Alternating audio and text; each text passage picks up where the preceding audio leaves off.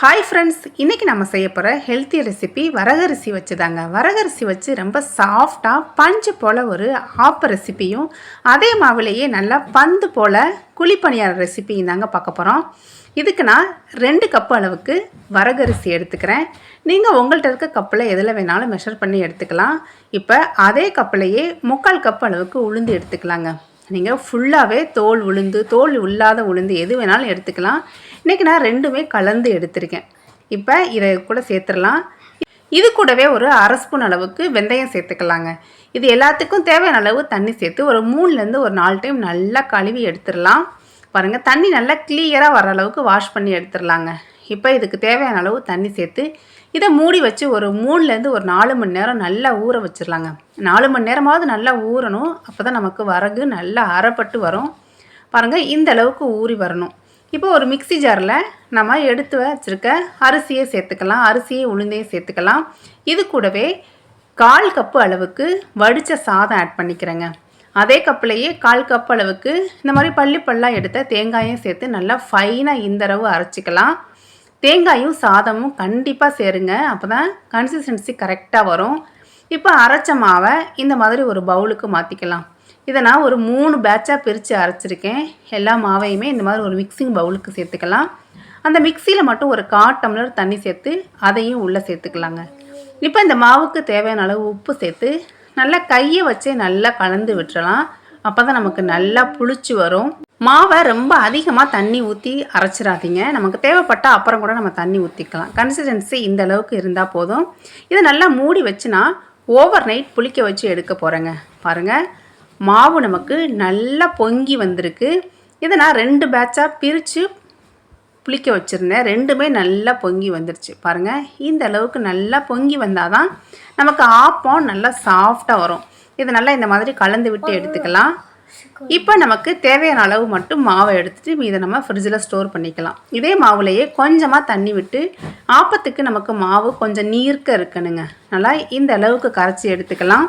இப்போ சூடான ஆப்பச்சட்டில் நம்ம எடுத்து வச்சுருக்க மாவை சேர்த்து நல்லா இந்த மாதிரி ஸ்ப்ரெட் பண்ணி விட்டுலாங்க.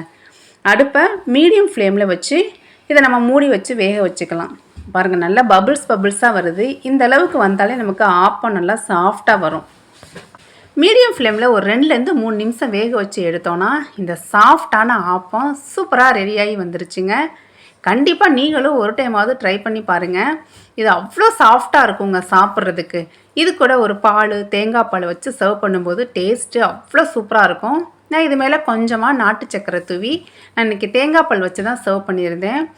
எங்கள் வீட்டில் இருக்க குட்டீஸ்லாம் அவ்வளோ லைக் பண்ணி சாப்பிட்டாங்கங்க. இது நம்ம வரகரிசியில் செஞ்சோம் அப்படிங்கிற டிஃப்ரென்ஸே தெரியாதுங்க. அவ்வளோ டேஸ்ட்டாக இருக்கும். பாருங்கள், சாப்பிட்றதுக்கு நல்ல வாசனையோட டேஸ்ட்டும் அட்டகாசமாக இருக்குங்க.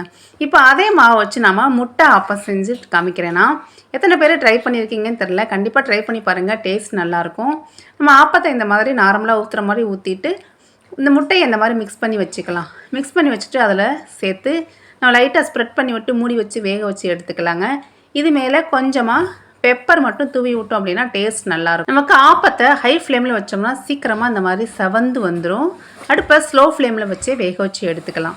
அவ்வளோதாங்க, நம்ம முட்டை ஆப்பமும் சூப்பராக ரெடி ஆயிடுச்சுங்க. இதுக்கு நமக்கு எதுவுமே தேவையில்லை, சும்மாவே சாப்பிடலாம். டேஸ்ட் நல்லாயிருக்கும். இதே ஆப்பத்துலேயே நம்ம இந்த மாதிரி ஆப்பத்தை ஊற்றிட்டு லைட்டாக இந்த மாதிரி நாட்டு சர்க்கரையை தூவி விட்டு எடுத்தோன்னா குழந்தைங்கள்லாம் நான் லைக் பண்ணி சாப்பிடுவாங்கங்க. இது சாப்பிட்றதுக்கு நல்ல டேஸ்ட்டாக இருக்குங்க. கண்டிப்பாக நீங்களும் ஒரு டைமாவது ட்ரை பண்ணி பாருங்கள். இந்த வீடியோ உங்களுக்கு யூஸ்ஃபுல்லாக இருந்தால் மறக்காமல் ஒரு லைக் ஷேர் கொடுங்க ஃப்ரெண்ட்ஸ். இப்போ நம்ம அதே மாவை வச்சு நல்லா பந்து போல் சாஃப்டான ஒரு பணியார ரெசிபி தாங்க பார்க்க போகிறோம். இப்போ தேவையான அளவு மாவு எடுத்துக்கலாம். அதில் நம்மளோட இனிப்பு சுவைக்கு ஏற்ற மாதிரி வெல்லத்தை கரைச்சி சேர்த்துக்கலாங்க. வெல்லத்தை ரொம்ப தண்ணியாக கரைச்சிடாதீங்க, கொஞ்சம் கெட்டியாக தான் இருக்கணும். ஏன்னா பணியார மாவு நமக்கு ரொம்ப தண்ணியாக இருக்கக்கூடாது. வெல்லத்தை சேர்த்து கரைச்சிட்டு அது கூட ஒரு 2 ஏலக்காயும் இந்த மாதிரி தட்டிட்டு சேர்த்துக்கிறேன். இது எல்லாத்தையும் மிக்ஸ் பண்ணி எடுத்தோன்னா பணியார மாவு ரெடிங்க. இப்போ ஒரு சூடான தோசைக்கல்லில் நம்ம எடுத்து வச்சுருக்க மாவை இந்த மாதிரி சேர்த்துக்கலாம். இன்றைக்கி நான் நல்லெண்ணெய் சேர்த்துருக்கேன். நம்ம விருப்பத்துக்கு ஏற்ற மாதிரி நெய், நல்லெண்ணெய் எது வேணாலும் ஆட் பண்ணிக்கலாங்க. டேஸ்ட் நல்லாயிருக்கும். கொஞ்சமாக மேலே எண்ணெய் விட்டு மீடியம் ஃப்ளேமில் நல்லா மூடி வச்சு இந்த மாதிரி திருப்பி விட்டு வேக வச்சு எடுத்துக்கலாங்க. அடுப்பை ரொம்ப ஹை ஃப்ளேமில் வச்சோன்னா நமக்கு சீக்கிரமே செவந்து வந்துடும். நமக்கு வெல்லம் சேர்த்துருக்கனால இந்த மாதிரி நல்லா திருப்பி விட்டு வேக வச்சு எடுத்தோன்னா இந்த வரகரிசி பணியாரம் நல்லா பந்து போல் சூப்பராக ரெடியாகி வந்துடுச்சுங்க. இந்த வரகரிசியில் செஞ்ச பணியாரம் நம்ம நார்மல் அரிசி பணியாரத்தை விட ரொம்ப டேஸ்ட்டாக இருக்குங்க. கண்டிப்பாக ட்ரை பண்ணி பாருங்கள் ஃப்ரெண்ட்ஸ். வீட்டில் இருக்க குழந்தைங்கள்லாம் இந்த மாதிரி இனிப்பு போட்டு செஞ்சு கொடுக்கும்போது லைக் பண்ணி சாப்பிடுவாங்க. வரகு டயபெட்டிஸுக்கெலாம் ரொம்ப ரொம்ப நல்லதுங்க. மறக்காமல் சேவ் பண்ணி வச்சு ட்ரை பண்ணி பாருங்கள்.